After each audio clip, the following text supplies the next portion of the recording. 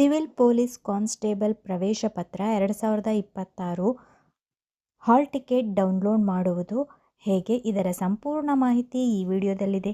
ದಯವಿಟ್ಟು ವಿಡಿಯೋವನ್ನು ಕೊನೆಯವರೆಗೂ ನೋಡಿ. ಸಬ್ಸ್ಕ್ರೈಬ್ ಮಾಡ್ಕೊಳ್ದೇ ಇರೋರು ಸಬ್ಸ್ಕ್ರೈಬ್ ಮಾಡ್ಕೊಳ್ಳಿ.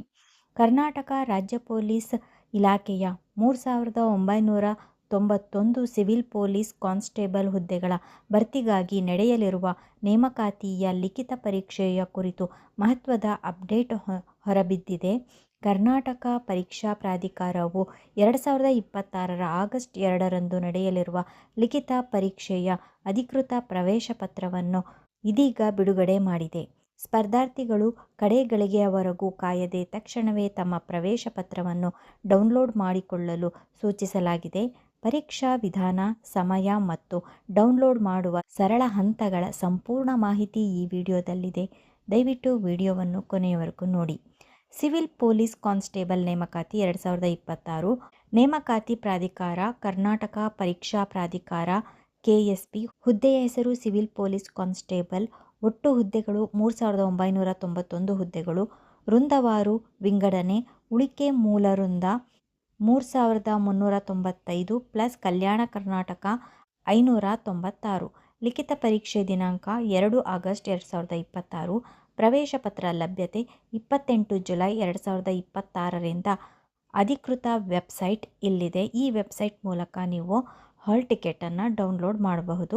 ಹೇಗೆ ಡೌನ್ಲೋಡ್ ಮಾಡುವುದರ ಸಂಪೂರ್ಣ ಮಾಹಿತಿ ಇಲ್ಲಿದೆ.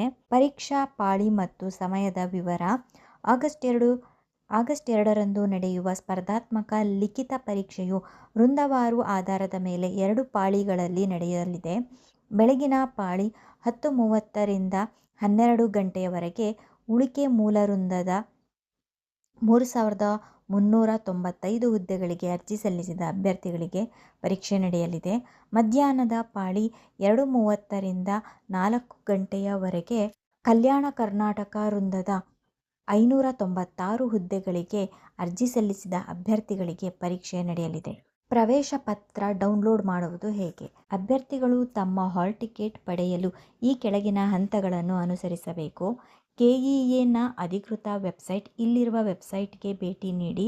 ಮುಖಪುಟದಲ್ಲಿರುವ ಇತ್ತೀಚಿನ ಪ್ರಕಟಣೆಗಳ ವಿಭಾಗದಲ್ಲಿ civil police constable RPC 2026 examination hall ticket link ಮೇಲೆ ಕ್ಲಿಕ್ ಮಾಡಿ.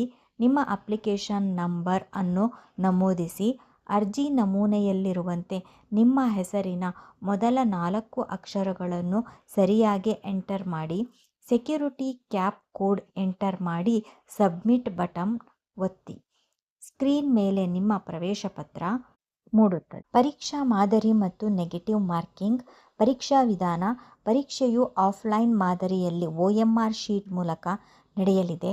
ಒಟ್ಟು ಅಂಕಗಳು: ಪತ್ರಿಕೆಯು ಒಟ್ಟು 100 ಅಂಕಗಳ ಬಹು ಆಯ್ಕೆಯ ಪ್ರಶ್ನೆಗಳನ್ನು ಒಳಗೊಂಡಿರುತ್ತದೆ. ಸಮಯಾವಧಿ: ಪರೀಕ್ಷೆ ಬರೆಯಲು ಅಭ್ಯರ್ಥಿಗಳಿಗೆ ಒಟ್ಟು 90 ನಿಮಿಷಗಳ ಕಾಲಾವಕಾಶ ನೀಡಲಾಗುತ್ತದೆ. ನೆಗೆಟಿವ್ ಮಾರ್ಕಿಂಗ್ ಇರುತ್ತದೆ. ಪರೀಕ್ಷೆಯಲ್ಲಿ ಋಣಾತ್ಮಕ ಮೌಲ್ಯಮಾಪನವಿದ್ದು ಪ್ರತಿ ತಪ್ಪು ಉತ್ತರಕ್ಕೆ 0.25 ಅಂಕಗಳನ್ನು ಕಳೆಯಲಾಗುತ್ತದೆ. ಹಾಗಾಗಿ ನಿಮಗೆ ಖಚಿತವಾಗಿ ತಿಳಿದಿರುವ ಉತ್ತರಗಳನ್ನೇ ಆಯ್ಕೆ ಮಾಡುವುದು ಉತ್ತಮ. ಪರೀಕ್ಷಾ ಕೇಂದ್ರಕ್ಕೆ ಹೋಗುವ ಮುನ್ನ ಅಭ್ಯರ್ಥಿಗಳ ಗಮನಕ್ಕೆ: ಹಾಲ್ ಟಿಕೆಟ್ ಕಡ್ಡಾಯ. ಡೌನ್ಲೋಡ್ ಮಾಡಿದ ಪ್ರವೇಶ ಪತ್ರದ ಪ್ರಿಂಟೌಟ್ ಇಲ್ಲದೆ ಪರೀಕ್ಷೆ ಕೇಂದ್ರದೊಳಗೆ ಪ್ರವೇಶವಿರುವುದಿಲ್ಲ. ಮೂಲ ಗುರುತಿನ ಚೀಟಿ: ಹಾಲ್ ಟಿಕೆಟ್ ಜೊತೆಗೆ Aadhaar card, PAN card, voter ID ಅಥವಾ ಡ್ರೈವಿಂಗ್ ಲೈಸೆನ್ಸ್ ಅನ್ನು ಕಡ್ಡಾಯವಾಗಿ ತೆಗೆದುಕೊಂಡು ಹೋಗಬೇಕು. ವರದಿ ಮಾಡುವ ಸಮಯ: ಪರೀಕ್ಷೆ ಆರಂಭವಾಗುವ ಮುನ್ನವೇ ಕೇಂದ್ರದಲ್ಲಿ ಹಾಜರಿರಬೇಕು. ಹಾಲ್ ಟಿಕೆಟ್ನಲ್ಲಿ ನಮೂದಿಸಿರುವ ರಿಪೋರ್ಟಿಂಗ್ ಸಮಯವನ್ನು ತಪ್ಪದೇ ಪಾಲಿಸಿ. ಹಾಲ್ ಟಿಕೆಟಲ್ಲಿ ಇರುತ್ತೆ ಎಷ್ಟು ಗಂಟೆ ಒಳಗೆ ನೀವು ಅಲ್ಲಿ ಪರೀಕ್ಷಾ ಕೇಂದ್ರದಲ್ಲಿ ಇರಬೇಕು ಅಂತ. ನೀವು ಅಷ್ಟು ಗಂಟೆ ಒಳಗೆ ಅಲ್ಲಿರಬೇಕು. ನಿಷೇಧಿತ ವಸ್ತುಗಳು: mobile phone, smart watch, Bluetooth ಸಾಧನಗಳು ಹಾಗೂ ಯಾವುದೇ ರೀತಿಯ ಎಲೆಕ್ಟ್ರಾನಿಕ್ ವಸ್ತುಗಳನ್ನು ಪರೀಕ್ಷಾ ಕೊಠಡಿಯೊಳಗೆ ಕೊಂಡೊಯ್ಯುವುದನ್ನು ನಿಷೇಧಿಸಲಾಗಿದೆ. ಈ ವಸ್ತುಗಳನ್ನು ನೀವು ಪರೀಕ್ಷಾ ಕೇಂದ್ರದೊಳಗೆ ತೆಗೆದುಕೊಂಡು ಹೋಗುವ ಹಾಗಿಲ್ಲ. ಮುಂದಿನ ಹಂತ ದೈಹಿಕ ಪರೀಕ್ಷೆ.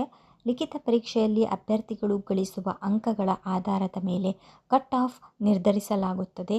ಕಟ್ ಆಫ್ ತಲುಪಿದ ಅಭ್ಯರ್ಥಿಗಳನ್ನು 1:2 ಅನುಪಾತದಲ್ಲಿ ಮುಂದಿನ ಹಂತವಾಗಿ ದೈಹಿಕ ಸಾಮರ್ಥ್ಯ ಪರೀಕ್ಷೆ ಮತ್ತು ದೈಹಿಕ ಅಳತೆ ಪರೀಕ್ಷೆಗೆ ಶಾರ್ಟ್ ಲಿಸ್ಟ್ ಮಾಡಲಾಗುತ್ತದೆ. ಒಂದು ಉದ್ಯೋಗಕ್ಕೆ 2 ಅಭ್ಯರ್ಥಿಗಳನ್ನು ಆಯ್ಕೆ ಮಾಡ್ತಾರೆ. ಆ 2 ಅಭ್ಯರ್ಥಿಗಳಲ್ಲಿ ಎಲ್ಲ ಅರ್ಹತೆಗಳನ್ನು ಹೊಂದಿರುವ ಒಬ್ಬ ಅಭ್ಯರ್ಥಿಗೆ ಉದ್ಯೋಗ ಸಿಗುತ್ತದೆ. ನಿಮ್ಮ ಸತತ ಪ್ರಯತ್ನ ಹಾಗೂ ಕಠಿಣ ಶ್ರಮಕ್ಕೆ ತಕ್ಕ ಪ್ರತಿಫಲ ದೊರೆಯಲಿ.